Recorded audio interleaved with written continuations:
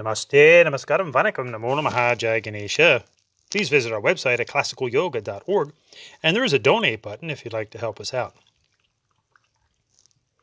We're coming into another spring season here at the ashram.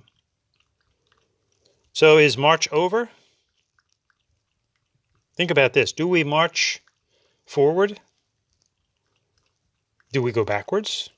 Or do we march over situations, march over people, the wheel of life? Do we go forward, backward, stand still, go flat, or drive over someone? As we go from season to season, year to year, life to life, what direction are we going? The mystic Hindu from Sri Lanka, Yogaswami, was quoted as saying, "Even to the end, the ego will raise its ugly head." End quote. Remember, our ego, or our mind, our personality, can be our best friend or our worst enemy. The mind can be our worst enemy or our best friend. On how we live our life does this depend? From the time we're born, we obviously slowly develop a sense of individuality, a name, a personality. This is our ego nature. And this is, of course, not something that we want to be rid of. In fact, we can't. It's something we want to refine. Refine our actions, refine our mindset, our emotions, our personality. And not let the ego, the personality, get out of control. In that sense, it should often be called the ego stay, because when it's in its worst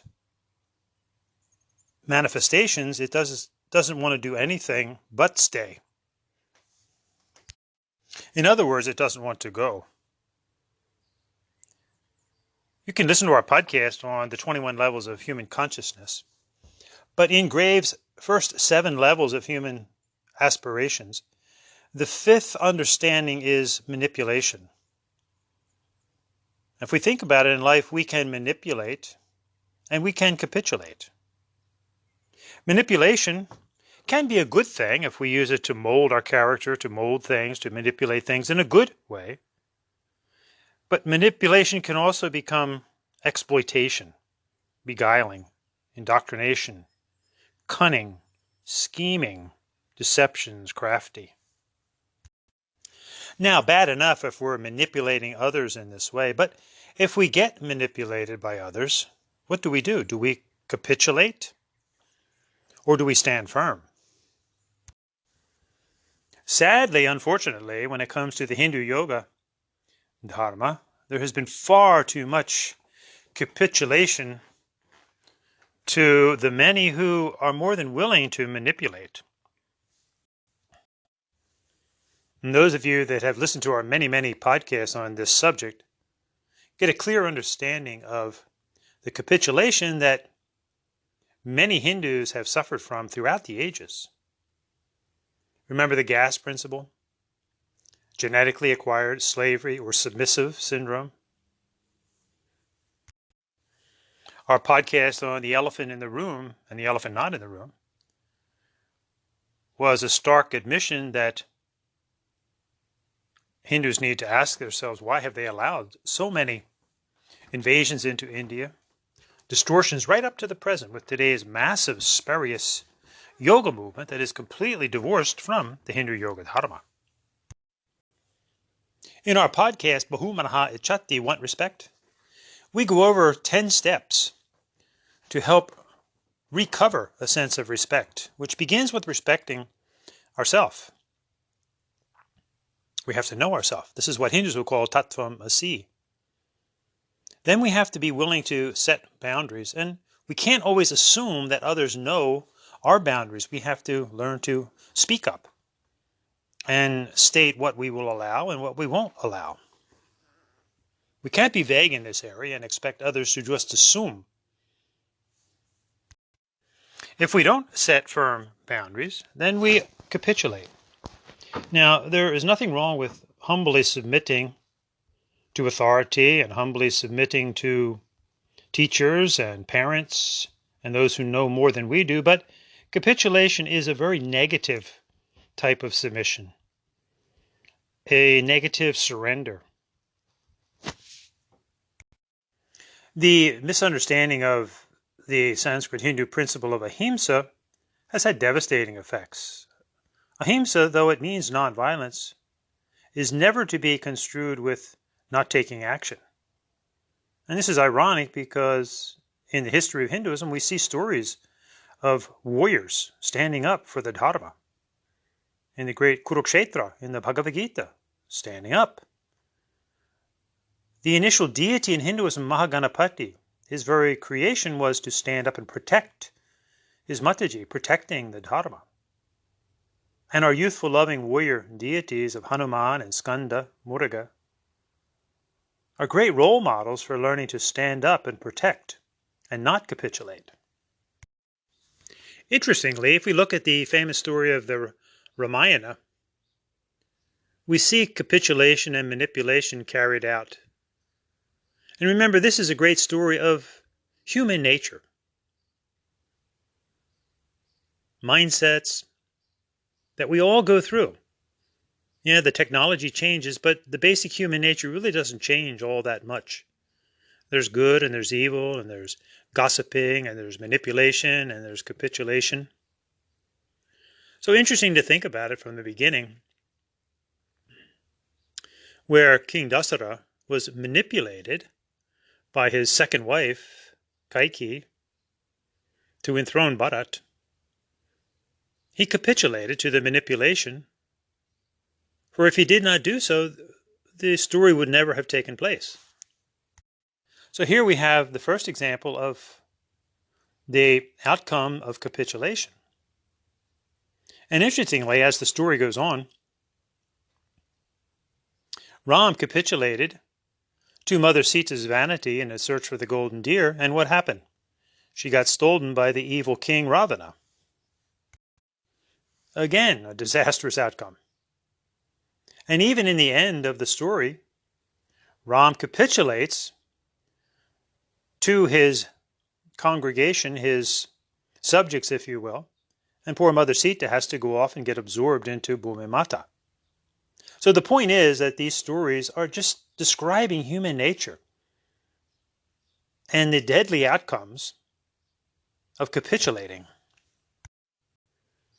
To this very day, sadly, many Hindus have not seemed to learn this lesson of standing up for the Dharma. Look at the very recent attempts to clarify words that should have been clarified or really never used long ago. Clarifying the swastika, for example. Total misrepresentation. Clarifying the fact that Hindus should never ever have used the Portuguese word caste. Unfortunately, Hindus often hold on to the wrong thing and let go of the good things.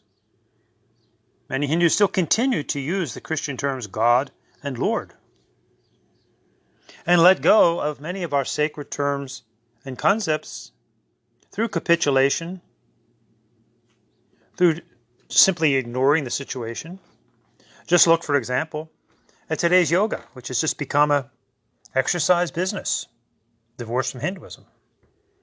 Look at many of our Sanskrit, Tamil, Hindu terms and concepts that have been totally distorted by popular media. And is there any outcry from many Hindus? Ask people today, what is a guru? What is a mantra?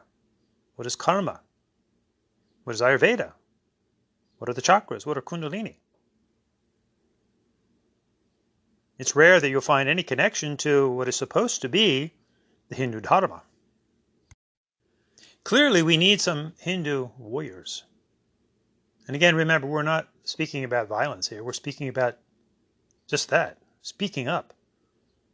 Brihaspati Ganapati, the Mahadeva of speech, Ma Saraswati, the Mahadeva of knowledge and speech, Vach or Vak. Listen to our podcast on uncovering the youthful warrior. As we spring forward, let's remember not to slide back. We all go through many trials in life. Having a religion, with its material and spiritual community, is a vital aid to getting through any one lifetime. Like Mahaganapati, with his one broken tusk for humility, Ekadantaya, we all have to be open and humble enough to admit when the unrefined ego takes control. Remember, humility is not being humiliated. As Hindus, we all have the tools to help us move forward, but of course, we have to pick up the tools and use them. The spring season also signals hope, or asha. Without hope or faith, life becomes meaningless and perhaps frightening. As Hindus are HOPE, let's use an acronym. Is being Hindu, chanting Om, and practicing ethics. Hindu, Om, practicing ethics, HOPE. Always starting with Karma Yoga, which is the new and repeated cycle of spring. We move forward in a positive way. However, like beliefs as initial assumptions without proof, the initial stage of hope is not enough. Hope must lead one into the eternal moment of the ever-present love, light, and energy of the Atmana, Satchit Ananda. Contemplating our acronym HOPE, we start with Karma Yoga and proceed with the hope of devotion, Bhakti Yoga, to the practice of contemplation, Raja Yoga, and keep repeating this evolutionary spiraling cycle to the ongoing state of Jnana Yoga, or enlightenment, Samadhi, Moksha, Kaivalya. Like the seasons, life does not hold on to us. We move through life, are transformed in good and bad ways, and continue learning and growing until we need this life and lives no more. So too, the true guru does not hold on to disciples. They come and they go. When they go, they do so either searching for something else and or unable to accept the transformation to the ego. For those who understand the teachings, they go in order to spread the wisdom, moving forward through the cosmic dance of creation, preservation, destruction, to the no-thingness of Kaivalya liberation, and then, who knows? Of Kaivalya, the Saiva Hindu Guru Patanjali says, Purushartha Sunyam, the soul's inherent wealth of no thing. Patanjali's Guru brother Tirumalar says in the Tirumantram, quote, having learnt all that learnt must be, having practiced all yoga that hath to be, they then pass into the world of formless sound beyond, and there, rid of all impurities, envision the Supreme. Om Shanti. Stand up for Dharma, just like Ganesha is. Stand up for Dharma. This ain't no yoga biz. Stand up for the Dharma. Be proud to be a Hindu. As one said, I've got a dot on my head, and it's really, really red. It's a bindu, because I'm a Hindu, and I'm proud to be a Hindu. What about you? And I do yoga because it's Hindu. Karma, Bhakti, Hatha is too. Raja, Jnana, it's all yoga. It's all Hindu. It's not bogus. Remember, the Hindu yoga, religious, spiritual, scientific, philosophical lifestyle is a way. It's not the way, and it's not a universal way for all. So let's stand together as a united Hindu family, whether we're Saiva, Vaishnava, Shaktite Hindus. Let's stand together and work for the betterment of the Hindu yoga dharma, and be willing to confront the manipulators and seeks this capitulation, thereby refining our ego, where it becomes our best friend instead of our worst enemy. Let's not let the ego raise its ugly head, either through capitulation or manipulation. We need to ask ourselves, who is in control? The mind or the soul? We use the mind to find the soul, or we accurately call it the Atmana. So we use the mind to find the Atmana or the soul, and then the soul takes control. From the Siva Samhita, which is supposed to be Siva and Parvati speaking directly to the author. Quote, I propel the mind waves towards virtue and vice. I move the whole universe. All things seen come from me because I am the Atmana. Remember, the Hindu yoga dharma can be solidified in 3 simple words, tat, tvam, asi, thou art that. We are the no-thingness which emanates into the Satchidananda, the Atmana, the soul, if you will, of love and light and energy, Jyoti Shakti Ananda Shanti. Love, light, and energy, this are we with emotions, mind, and body. Go in and in and in, and then let the Atmana take over. Thus we cease these negative ego games and rather play the game of life. Dance. Just like Nataraja. Become the king, the queen of dance, learning to dance through samsara, dance through life, dance through Maya. Om Namah Shivaya.